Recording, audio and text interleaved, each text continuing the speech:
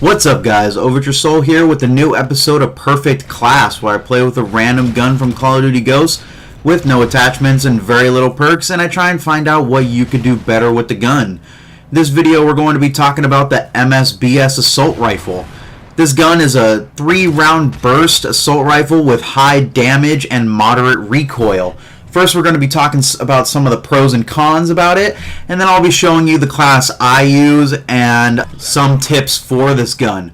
Alright, so first we're going to be talking about the pros and cons. Some of the pros of this gun: it has a very high damage output. It can usually kill in about 1 to 2 bursts. It has a very good iron sights, and there's a high fire rate when you choose to use it in full ammo. Some of the cons of this gun is it has a high recoil at those larger ranges, and it could be difficult to get your kills off. Also, there seems to be like a little delay in between firing shots. Like, if you remember the G11 in Black Ops 1, or like the Type 99, I believe it's called, in Modern Warfare 3, you can almost shoot full auto just by hitting the trigger. Well, with the MSBS, you don't get that effect. It feels like there's like a second or millisecond delay in between you pulling the trigger than firing off shots. After playing around with this gun, this is the class set I would use. I definitely recommend using the red dot sight and grip. It helps you get those longer range kills, and the little dot helps you stay on target for most of the battles. And quick draw and stalker is also another important thing. It helps you aim down the sight fast and stay on sight. I don't like hip firing with 3-round burst weapons. I find it ineffective as opposed to full auto, so I like to make sure I'm still aiming down the sights on them. Also, focus tends to help when you're in your gunfight. Since there is moderate recoil when you pull the trigger, it helps that when you're getting shot at, your bullets stay on target.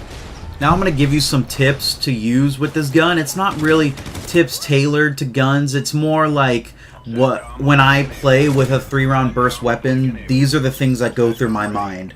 First off is, if you still can't deal with the recoil at those longer ranges, I like to run tracker sight instead of the red dot sight, because I've said this in a video before, but it feels like there's less view kick when you use the tracker sight iron sights, and it helps me at those longer range stay on target with my bullets. And also, when I use a 3-round burst weapon, I don't like running and gunning as much. I like to stay at that long distance, kind of like perch up on a high point somewhere and kind of wait for them to come by.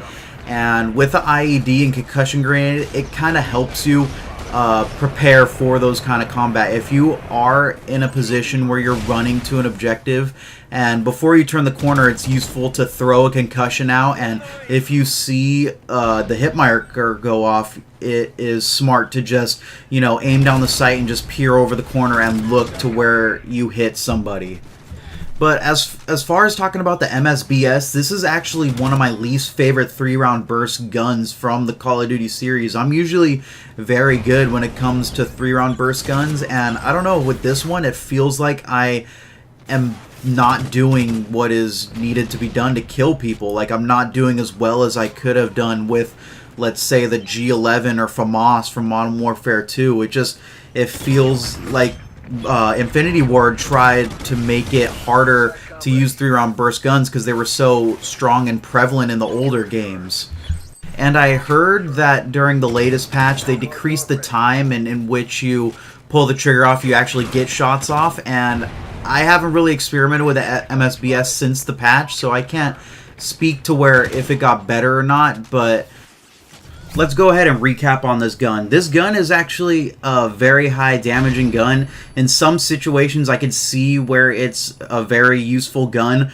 I would much rather use a different gun with semi-auto attachments, but anyways, it has good iron sights, it's very high damage, it's good for the medium range. If you can't hit those high range targets, you can use the grip and the red dot sight or tracker sight if that's your thing. But anyways, that's pretty much going to do it for this video.